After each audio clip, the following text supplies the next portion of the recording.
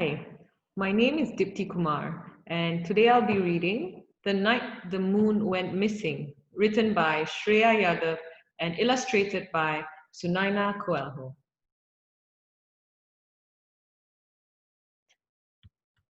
Late one night, when her Amma and Achan are fast asleep, Maisha grabs her goggles and sneaks out of the house.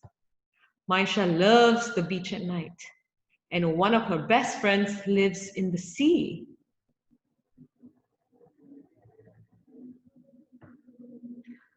Maisha goes to their usual meeting place on the beach and calls out, Uchli, are you here? She can sit here for hours, watching Uchli fly in and out of the water. Uchli is a flying fish who loves to show off his tricks. But today, Uchli looks worried. What's the matter? Maisha asks. Why do you look so upset? Can't you see? He says. The moon is missing. The moon. Uchli is right. Their friend is not in the sky tonight. In fact, there is a big hole where the moon should be. But we just saw her last night, Maisha exclaims. She rose from the sea right here in front of us. Do you think she's lost underwater? We have to find her, Uchli says. But how will we see anything without the moonlight? Maisha asks. Just then, Uchli notices something in the water. Every time a wave breaks in the distance, little sparks of light glow and fade and glow again. Maisha, he shouts, excited. I have an idea. Get on my back. Let's go to those waves over there. When they reach the lights, Maisha takes a deep breath, holds Uchli tightly, and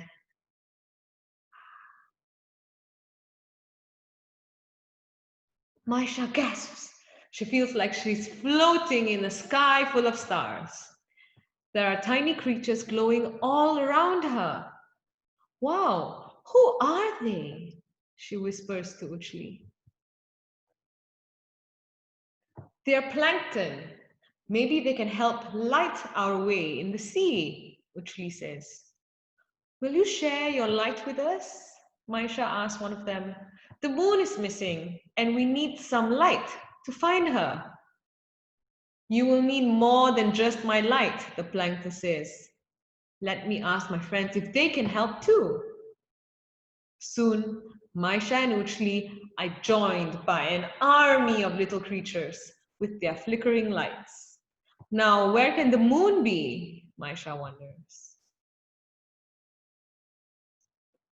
I can help you, a deep, booming voice says near Maisha's ear. She spins around. The 8 arms of a firefly squid glimmer back at her. His body is covered in neon blue lights. I saw the moon go this way just a little while ago. At first, Maisha is scared of the long tentacles, but she knows the firefly squid's light can help them see better underwater. Lead the way, she says. The squid wraps a tentacle around Maisha's finger. Hold on tight.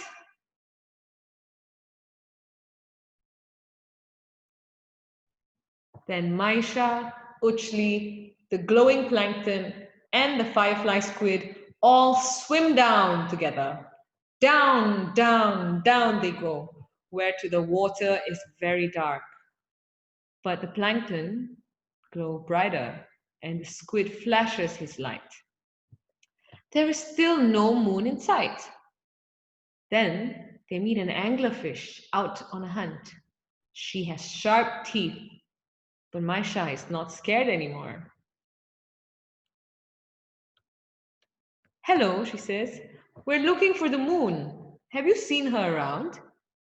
Yes, says the anglerfish. I saw her swimming with some moonfish a few hours ago. Follow me.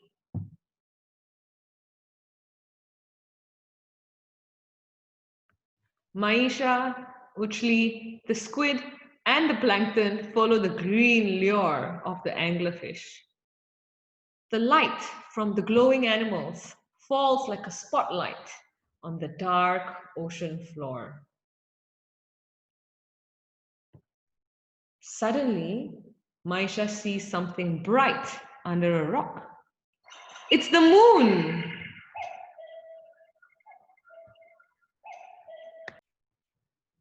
Help! Squeaks the moon. I'm stuck! The squid lifts the rock with his tentacles.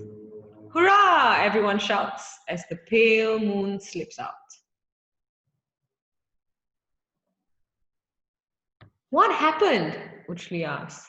I came here to meet my cousins, the moonfish, says the moon. I got lost on my way back when my light began to fade. And then I got stuck under this rock. Thank you for coming to find me. So this is where you are when you're not in the sky, Maisha says. The moon smiles and begins to float up towards the surface. Finally, she jumps into the sky.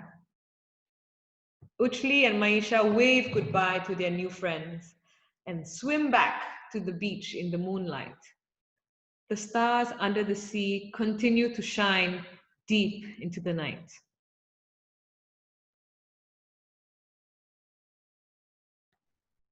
Meet the light makers. Did you know that many animals, both above and underwater, are able to make their own light? We did see some of them in this book, in this story. The tiny plankton that Maisha and Uchli meet glow to scare away the animals that might eat them.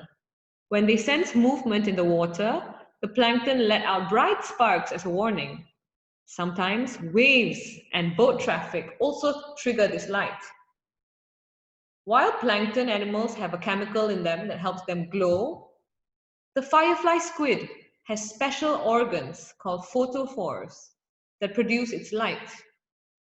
Thousands of these light-producing photophores on the squid's body flash to attract food, impress a mate, or confuse predators. The lures of anglerfish get their light from the glowing bacteria that live inside them. Many plants and animals glow above the water too. Fireflies, some mushrooms, and even you and me, we emit a tiny amount of light every day. Thank you for listening to me read the book The Night the Moon Went Missing. Reading is important, and it's important because it is the key to learn and explore the world limitlessly and to live life fully. If one does not know how to read, one will not be able to learn and explore the world as limitlessly as one who can read. Thank you.